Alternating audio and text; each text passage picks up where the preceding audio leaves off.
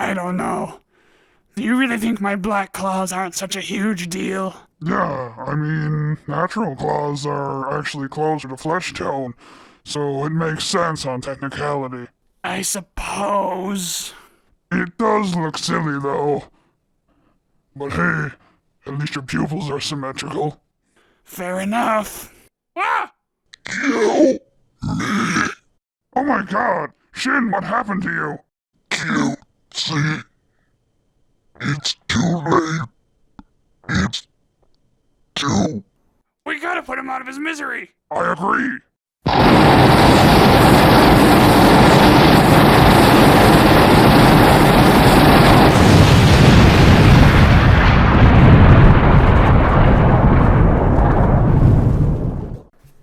Hello everyone, Kiryu of Kaiju Galaxy here with my review of Bandai Tamashii Nation's SH MonsterArts Shin Godzilla figure. A quick disclaimer, it is winter here in the north, and the sun does not exist anymore. If it's not nighttime, it's cloudy. I also recorded this review with a rather old video camera, so the figure may look worse than it actually is.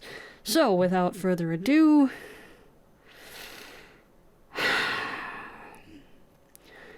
Here is SH MonsterArts Shin Godzilla. We'll begin with an overview of the figure. Right off the bat, the paint is pretty awful. No care was taken to make this film accurate. It's just a reddish-black mess. The teeth look horrible, and the right pupil is dead center, while the left is looking down.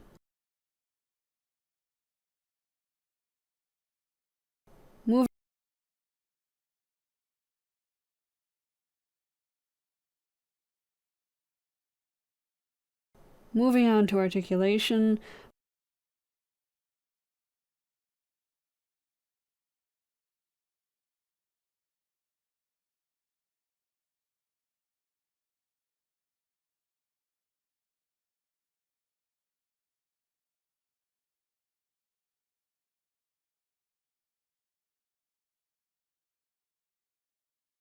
The gap in the neck isn't that bad. It doesn't stick out too far, and with the right angle it will probably go unnoticed. Now for the jaws.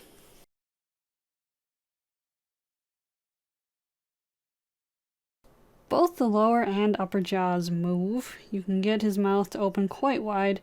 The upper part of the head has a better range of motion than the lower jaw. There is an unsightly gap, and the head likes to pop off at the base of the neck.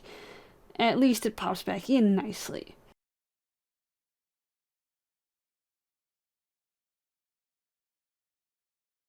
Here's the inner mouth, unsightly gap and all.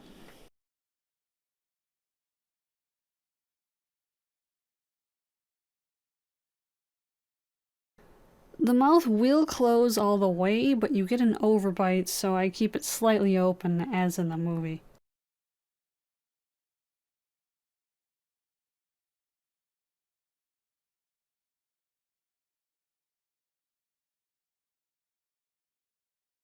Moving on to the arms, the right upper arm on mine is very finicky.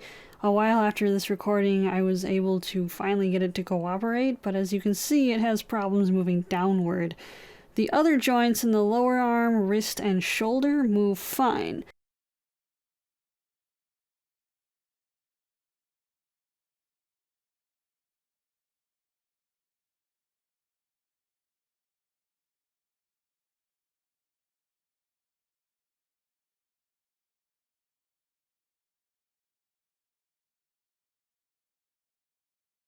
In contrast, all joints on the left arm move as intended.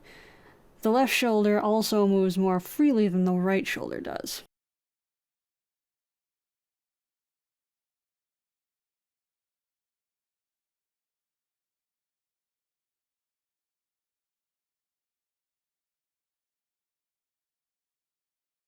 Now to the legs. The right hip and knee are very loose here. The ankle joint is a little more secure, and ultimately the looseness does not affect posing. It will stick to a pose, it's just a bit too easy to move. The left leg has much more secure joints. While they aren't stiff, they also definitely won't move on their own accord from the weight of the rest of the figure.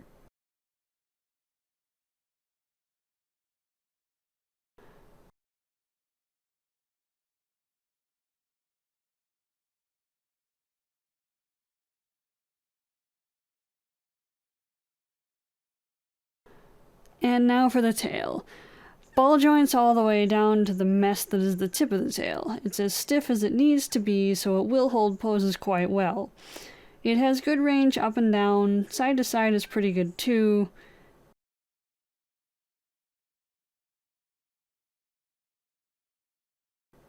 And there's that.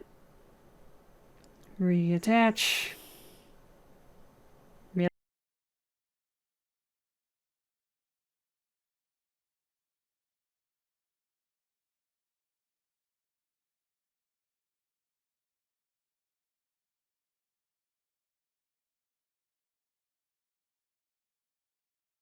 Really?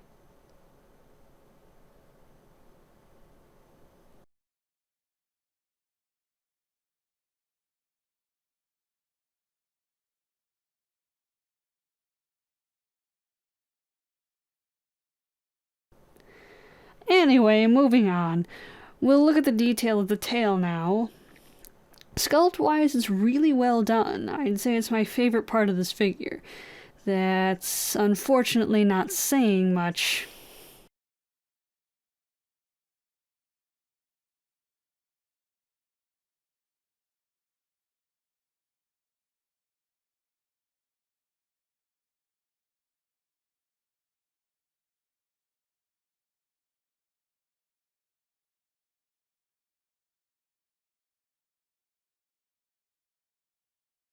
Lastly, we have the abs. You can bend Shin down quite far, but because you can... that gap.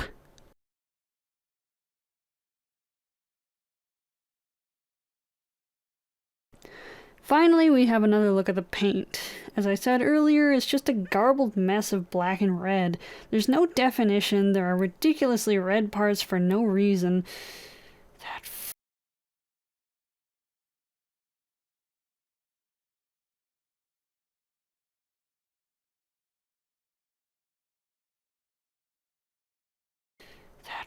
fucking arm. It's just not what we saw in the promotional shots.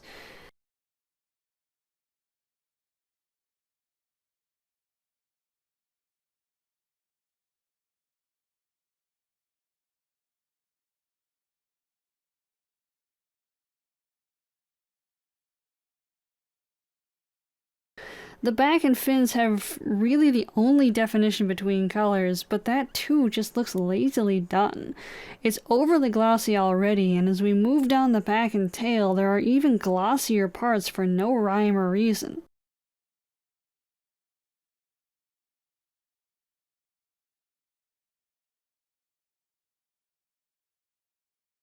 To sum it all up, I paid $100 for this figure before shipping, and what I got is at most half that value. Tamashii can do a lot better than this, and they do a lot better than this in their other lines. I have the SH Figuarts Ultraman releases up to this point, and their paint applications are far and beyond superior to Shin Godzilla. And if my Clayton Raven guitar picks, which are also red and black, have better definition between the colors than a $100 figure, there's no excuse for the paint job that Tamashii allowed through quality control. To be fair, I do like the sculpt. It's very accurate, and the figure does look imposing on the shelf. However, with the sculpt as its only redeeming quality, I don't think this guy is worth the price point, especially on the aftermarket, and definitely not what eBay sellers are asking for.